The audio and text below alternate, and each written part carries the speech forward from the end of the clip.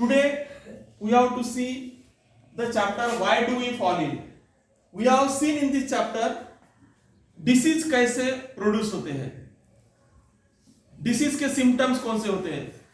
अलग अलग प्रकार के डिसीज हमने देखे, वायरल डिसीज, बैक्टीरियल डिसीज, उनसे कैसे सिम्टम्स प्रोड्यूस होते हैं, वो डिसीज कैसे फैलते हैं पानी से, हवा से.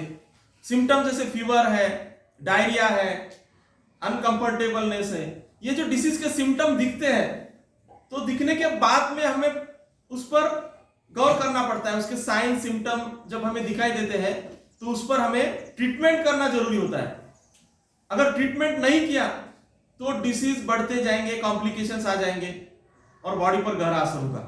तो कोई भी डिसीज जब हमें होता है तो उसके साइंस दिखते हैं, सिम्टम्स दिखते हैं, हम उन्हें लक्षण कहते हैं. जैसे फीवर आना, बुखार आना, या बॉडी पेन होना, सर दर्द होना, डायरिया होना, तो इस सिम्टम से पेशेंट परेशान हो जाता है. तो इस पर क्या इलाज रहता है? ट्रीटमेंट. तो आज हमें देखने का है प्रिंसिपल्स ऑफ ट्रीटमेंट. तो ट्रीटमेंट कैसे करना, how to treat the disease. जो भी सिम्टम दिख रहे हैं उनको किस प्रकार हम हैंडल कर सकते हैं. तो reduce the effect of disease, ये हमारा टारगेट रहता है. कोई भी जब डिसीज होता है तो हमारा पहला टारगेट रहता है उसका जो इफेक्टिवनेस है. इन शॉर्ट हम कह सकते हैं वो डिसीज का जो पावर बढ़ रहा है हमारे बॉडी में, उसको हम क्या करना पड़ता है, उसको रिड्यूस करना पड़ता है, कम करना पड़ता है. तो ऑटोमेटिकली रिड्यूस हो जाएगा क्या? वैसा देखे जाए तो नेचर में भी एक पावर रहता है, नेचुरली भी हम हील हो जाते हैं. फिर भी अगर डिसीज ज्यादा हमारे बॉडी में, अगर इम्यूनिटी कम है, डिसीज ने अटैक किया, तो उस वक्त हमें क्या करना पड़ता है? Kill the cause of the disease, reduce the effect of the disease and kill the cause of the disease. ये दो बातें डिसीज के लिए जरूरी है, ट्रीटमेंट के लिए. तो हम reduce the effect of the disease कैसे कर सकते हैं, डिसीज का इफेक्ट कैसे रिड्यूस कर सकते हैं हम?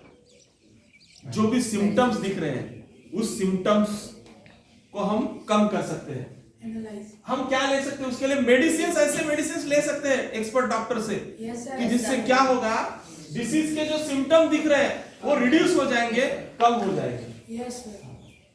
और ये जो सिम्टम्स होते हैं एक्चुअली इन्फ्लेमेशन से होते हैं. जैसे लड़ाई शुरू हो जाती है तो कैसा घमासान एटमॉस्फेयर रहता है, उसी प्रकार हमारे बॉडी में जब माइक्रोब्स आते हैं तो हमारी बॉडी उनके साथ फाइट करती है. तो इस फाइटिंग में हमारे शरीर में फीवर आ जाता है, इन्फ्लेमेशन आ जाता है. करेक्ट? तो ये जो सिम्टम्स जो दिखते हैं, लक्षण, वो इन्फ्लेमेशन से आते हैं. तो ये मेडिसिन से भी कम होते हैं सिम्टम्स, लेकिन डिसीज का कॉज भी हमें फाइंड आउट करना पड़ता है. वायरल डिसीज है या बैक्टीरियल डिसीज है तो उसके अनुसार हमें टैबलेट लेके वो डिसीज को कॉज उसका देख के वो कॉज भी हमें रिमूव करना पड़ता है. उसको बेसिक लेवल से हमें डिसीज को रिमूव करना पड़ता है. ऐसा नहीं खाली सिम्टम कम कर दिए डिसीज के यानी डिसीज ठीक हो गया, ऐसा नहीं होता है. जैसे हिपेटाइटिस हो गया तो हिपेटाइटिस के लक्षण कम हो गए लेकिन लिवर पे उसका असर रहा है, तो हमें क्या करना पड़ेगा? जब तक वो लिवर में उसके जो हिपेटाइटिस ए वायरस होगा, बी वायरस होगा, जब तक पूरी तरह से लिवर से हट नहीं जाएगा, किल नहीं हो जाएगा, जब तब तक हमें उस पर ट्रीटमेंट लेना जरूरी है. All of you getting? उसका कॉज खत्म करना भी जरूरी होता है. जैसे कि पढ़ाई में अगर बच्चों को अच्छी तरह से पढ़ाई नहीं हो रहा है तो उस पर ध्यान देना पड़ता है ना, बेसिक से रीडिंग, राइटिंग. खाली ऐसा नहीं कि थोड़ा बहुत रिवीजन ले लिए, अच्छी तरह से उनका प्रिपरेशन लेना पड़ता है. कॉज क्या है उसका, बच्चों को रीडिंग आता है क्या, राइटिंग आता है क्या, अच्छी तरह से प्रैक्टिस लेना पड़ता है. इसलिए पूरा एक कॉज ही खत्म हो जाता है. All of you getting? और यहां दिया है कि बेड रेस्ट, मैक्सिमम डिसीज में बेड रेस्ट डॉक्टर सजेस्ट करते हैं, आराम करो कहते हैं. अगर कोई ड्यूटी में है तो थोड़ा सा 2-3 दिन लीव ले लो और रेस्ट करो. स्टूडेंट्स है तो घर पे आराम करो, लीव दे दो. करेक्ट?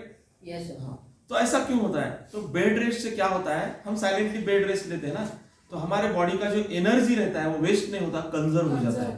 और जब एनर्जी हमारे बॉडी में कंजर्व होने लगता है तो जो डिसीज का जो अटैक रहता है वो कम होने लगता है. तो इसलिए अगर कोई डिसीज है या कोई हमें अनकंफर्टेबल लग रहा है और हम उस वक्त ज्यादा खेल रहे हैं, कूद रहे हैं, तो उसका असर ज्यादा होता है डिसीज. करेक्ट? और इधर देखिए, how do we kill the microbes. Disease के सिम्टम कम कर दिए, हो गए सिम्टम कम, लेकिन डिसीज का how do we kill the microbes. Microbes को किल करना जरूरी होता है.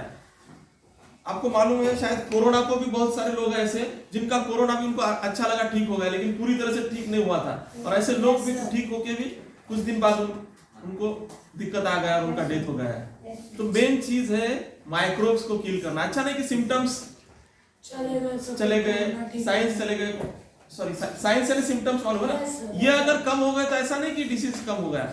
हमारा मेन टारगेट माइक्रोब्स का रहता है। माइक्रोब्स को किल करने के लिए नेचुरली हमारा इम्यूनिटी किल कर सकता है, लेकिन हमें डिसीज दिख रहा है बॉडी में, तो उस पर पूरी तरह से ट्रीटमेंट ही लेना पड़ता है। इसके लिए मेडिसिन है, जैसे मलेरिया हो गया तो क्लोरोक्विन है, अलग अलग टैबलेट्स। एड्स के खिलाफ कौन सा दवाई है, अजेडोथाइमिडीन, जिडोवैडिन। कोरोना के खिलाफ भी टैबलेट्स है, लेकिन वो ज्यादा असर नहीं है कोरोना के। ये क्या एक्चुअली क्या करते हैं, जो टैबलेट जो लेते हैं हम डिसीज के खिलाफ, माइक्रोब्स के खिलाफ, एक्चुअली बॉडी में क्या करते हैं जाके? कोई भी डिसीज जब हमारी बॉडी में आता है, जो रोग होता है, वो रोग क्या करता है? खुद का संख्या बढ़ाता है, मल्टीप्लिकेशन होता है, उनका रेप्लिकेशन होता है, खुद की संख्या बढ़ाता है। एक वायरस आ गया तो ज्यादा, थोड़े से बैक्टीरिया आ गए तो ज्यादा प्रोड्यूस करते हैं, प्लाज्मोडियम भी ज्यादा मात्रा में प्रोड्यूस होते हैं। तो मेन चीज दवाई का क्या होता है, उनका जो रिप्रोडक्शन हो रहा है, जो मल्टीप्लिकेशन हो रहा है, जो बायोकेमिकल उनका प्रोसेस, उसको स्टॉप करना। All of you getting? Yes sir. तो ब्लॉक द सिंथेसिस मैकेनिज्म और biochemical mechanism of the microbes.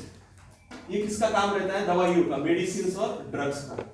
आजकल तो एंटीवायरल ड्रग्स भी अवेलेबल है, एड्स के ऊपर भी, कोरोना के वायरस के ऊपर भी, जो काफी मात्रा में असरदार है।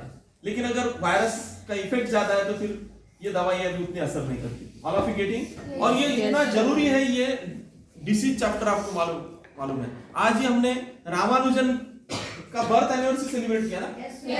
देखिए मैंने ध्यान नहीं दिया, लेकिन बहुत ही उनका ज्यादा उम्र उनका लाइफ नहीं रहा है, 32 एज में वो उनका डेथ हो गया। मैं सुन रहा था, मुझे बहुत ही अफसोस हुआ, बेकार लगा, इतना बड़ा मैथमेटिशियन, लेकिन एक ट्यूबरक्लोसिस की वजह से डेथ हो गया। तो ट्यूबरक्लोसिस कैसे फैलता है? All of you know this? देखिए कितना नॉलेज, बायोलॉजिकल नॉलेज कितना इंपॉर्टेंट है। अगर उनको जानकारी होती, मैथमेटिशियन तो ग्रेट थे वो, लेकिन बायोलॉजिकल अगर इम्यूनिटी वगैरह, पावर, एक्सर्शन, अभी मुझे मालूम नहीं उनका लाइफस्टाइल कैसा था, लेकिन मुझे लगता है उन्होंने कुछ मिस्टेक हो गया उनका लाइफस्टाइल में, जिसकी वजह से उनको ट्यूबरक्लोसिस हुआ होगा। करेक्ट ना? जैसे हेल्थ मेंटेन करना हो, एक्सरसाइज हो, कुछ भी। तो मुझे बहुत अफसोस हुआ, इतना बड़ा मैथमेटिशियन 32 एज में डेथ हो गया। इंडिया का हमारा कितना लॉस हो गया। तो वो 60, 70, 80 तक अगर रहते थे तो कितना रिसर्च और बढ़ता था। करेक्ट? तो इसलिए ये टॉपिक आपको समझ में आया कितना इंपॉर्टेंट है।